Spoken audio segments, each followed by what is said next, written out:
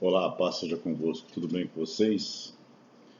Antes de qualquer coisa, se você gostar, dá um joinha aí. Se você puder compartilhar, compartilha. Se você puder se inscrever no canal, enfim. Eu quero falar hoje sobre nostalgia, sobre passado, né?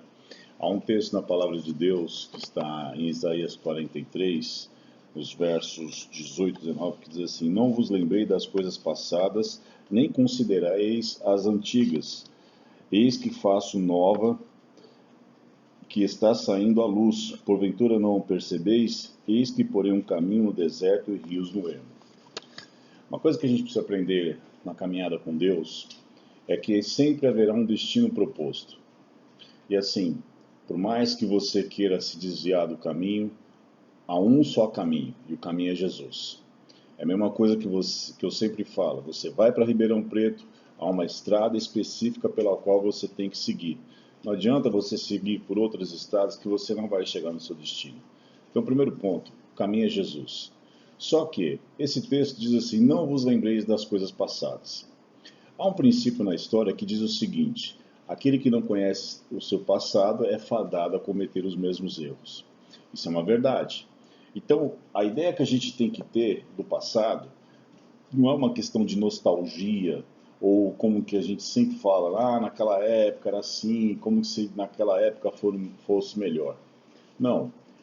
O que a gente precisa aprender nesse sentido é que a gente tem que olhar para trás no sentido de aprender e não cometer os mesmos erros. Ponto. Só que a gente sempre tem que seguir daqui para frente. E aí, eu quero que você pense comigo. Henry Ford, ele fez diversos projetos. Há algumas pessoas que dizem que ele chegou a fazer 8.000 projetos, até chegar à conclusão do carro. Então perceba, o que acontece? O que aconteceu com o Henry Ford? Ele tinha vários projetos nos quais não deram certo, então ele já sabia, dentre aqueles 8.000 projetos, a forma que não daria certo. Então ele sempre estava em busca do projeto correto, até que ele conseguiu o projeto do seu carro. Ou seja, ele sempre seguiu para frente.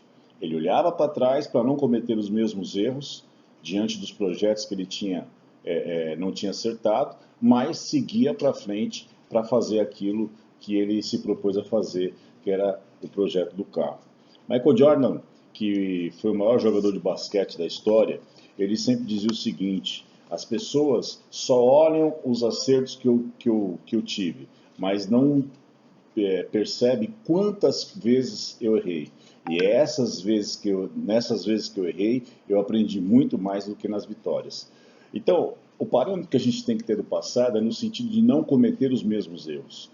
E aqui o texto diz: não considerei as coisas passadas. Ou seja, não é porque o seu passado foi de um jeito que o seu futuro e o seu presente, principalmente, será do mesmo jeito. E o que vai determinar o seu futuro, o nosso futuro, são as nossas decisões.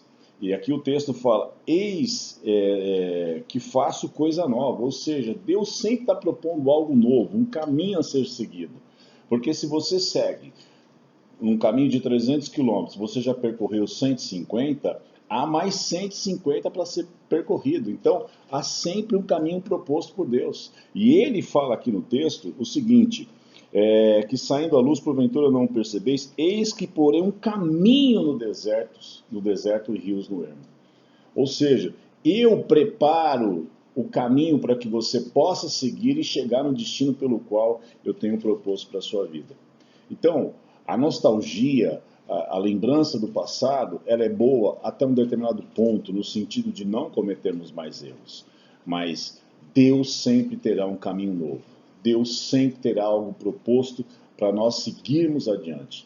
Então, o que determina o teu futuro não é o teu passado, é a decisão que você toma hoje. E a decisão correta para a tua vida hoje, independente do que tenha acontecido até ontem, até um minuto atrás, é você propor em seu coração: eu vou seguir, eu vou caminhar esse caminho é Jesus, e Ele vai conduzir ao meu destino.